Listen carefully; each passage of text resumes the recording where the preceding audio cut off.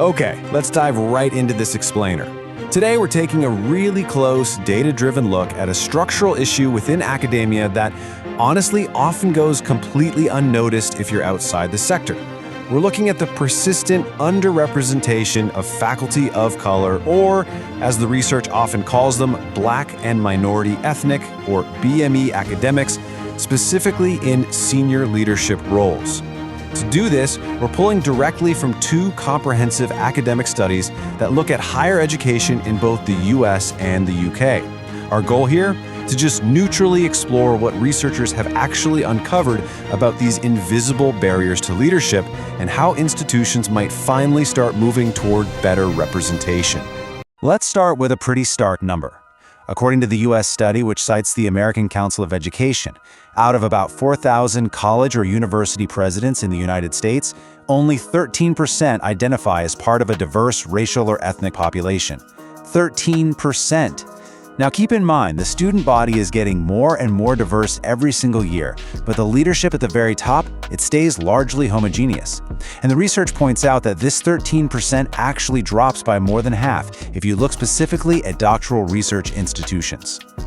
Now, if we look across the pond, the UK higher education sector shows an even more dramatic contrast. Researchers highlight that there are literally only 3 BME vice-chancellors. 3! Compare that to a staggering 530 white vice-chancellors. This massive disparity right here makes it instantly clear why researchers are asking some really tough questions about how promotion and leadership selection actually work inside these prestigious schools. Which brings us to Section 1, the leadership diversity gap. The sheer scale of the problem is immense. When you look at the UK data from our sources, it reveals that nearly 92.4% of all professors are white. Meanwhile, a mere 0.49% are black. To put that into perspective, we're talking about just 85 black professors out of nearly 16,000 in total. The US data echoes a very similar foundational gap. You see, when the pool of senior faculty is this skewed to begin with, the pipeline to upper administration is fundamentally blocked before a leadership search even begins. Moving right along to Section 2, the cloning effect and invisible barriers. So a crucial point here is that homogeneous search committees often fall prey to what researchers call the cloning effect. And, this isn't necessarily a malicious or even conscious act. It's basically a phenomenon where people inherently bond with and favor candidates who look, think, and act just like them. The result? Hiring committees unintentionally shut out diverse candidates simply because they don't fit the traditional mold of what an academic leader has historically looked like. Another huge concept drawn straight from the UK study is white sanction. This term perfectly highlights how the existing power structures operate. Because the absolute highest levels of leadership are predominantly white, marginalized individuals often find they literally need explicit validation, an endorsement from the dominant group just to advance. Without a senior white leader actively using their privilege to vouch for a BME colleague's potential, breaking through that hierarchy becomes incredibly difficult. On top of that, participants in the US study frequently talked about the perception of a white boys club. The research notes that breaking into this historical system of power and networking means minority faculty essentially have to work twice as hard. They're navigating a system that just wasn't built with them in mind, they're battling implicit biases, and they're desperately trying to gain access to those informal networks where the real promotional decisions and mentoring usually happen. Let's dive into Section 3, the lived experience. The researchers captured some incredibly profound statements detailing what this reality actually feels like. One black female senior leader in the UK said that the majority of her existence is spent encountering racial microaggressions and constantly having to figure out diplomatic ways to respond so she doesn't jeopardize her professionalism. It's an exhausting mental calculus, right? It's not just about doing the academic work or leading a department. It's this added heavy mental burden of navigating these situations every single day just to maintain professional standing. We see something really similar in the US study, where participants expressed that their authority is constantly being undermined. Jason, an African-American male participant, noted that traditional expectations of leadership and legitimacy are still overwhelmingly tied to white males. So when faculty of color actually step into these leadership roles, they often find their credentials heavily scrutinized and their authority challenged by colleagues and even students in ways that their white counterparts simply don't have to deal with. And this continuous friction, it leads to a truly devastating consequence. The emotional and professional toll of this everyday racism eventually just grinds diverse leaders down. One participant explicitly stated, "For me, I am done. I plan to step down in the next 12 months and leave the academy completely." Highly qualified, brilliant individuals are simply abandoning the higher education sector entirely because of this. Summarizing the qualitative findings, both papers show that faculty of color face an absolute gauntlet of internal and social barriers. This ranges from feeling culturally isolated to facing a really bizarre double standard. For instance, minority faculty are often expected to take on these heavy burdens of committee work, sometimes just to fulfill a university's diversity quota, and they spend immense amounts of time mentoring minority students. Yet this extra labor is almost never valued when it comes time for tenure and promotion.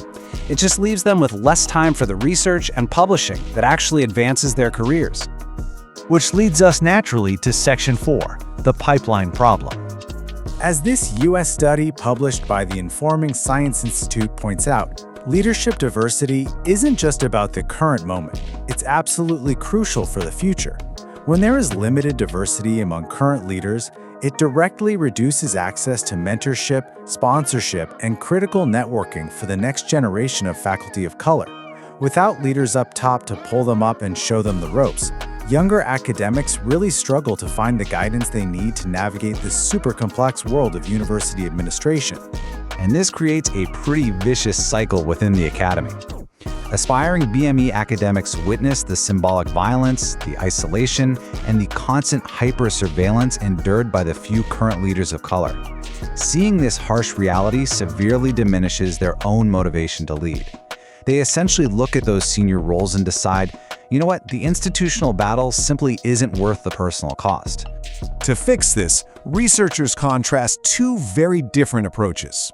On one hand, you have the total failure of token diversity agendas. Merely words on a page, checking compliance boxes without actually changing the culture. The studies argue that universities absolutely must cultivate a genuine diversity climate. That means an environment where cultural pluralism is actually embraced, where there's a shared perception of fairness, and where minority faculty feel genuinely integrated and supported. So, how do we get there? Section 5.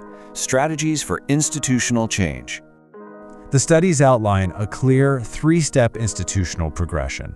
First, to stop the cloning effect we talked about earlier, universities have to ensure hiring and search committees are inherently diverse. Second, they need to assign mentors immediately at onboarding to help new faculty navigate the system and access things like research grants. And third, institutions must explicitly and purposefully groom minority faculty for administration through really targeted leadership training programs. Furthermore, dismantling these historical structures requires actual strategic agency. Crucially, senior white academics must actively use their privilege to endorse BME colleagues. Institutions have got to make equality training compulsory to tackle unconscious biases across the board. They need policies that enforce a fair distribution of committee work so faculty of color aren't penalized by a diversity tax. And most importantly, BME academics must be given a real seat at the table in high-level institutional decision-making. As reflected in the UK academic literature from management and education, the onus is completely on the higher education institutions themselves. They can't just rely on minimalist compliance or just wait around for the pipeline to magically fix itself. Universities have to take proactive, targeted, and continuously updated action to make sure their environments actually allow diverse leadership to thrive. So as we wrap up this explainer based on these really compelling academic studies, I want you to ask yourself, especially if you're part of an organization, what is the actual lived experience of minority leaders in your own workplace? Are there structural changes needed right now to ensure that the leadership truly reflects the diverse people it serves?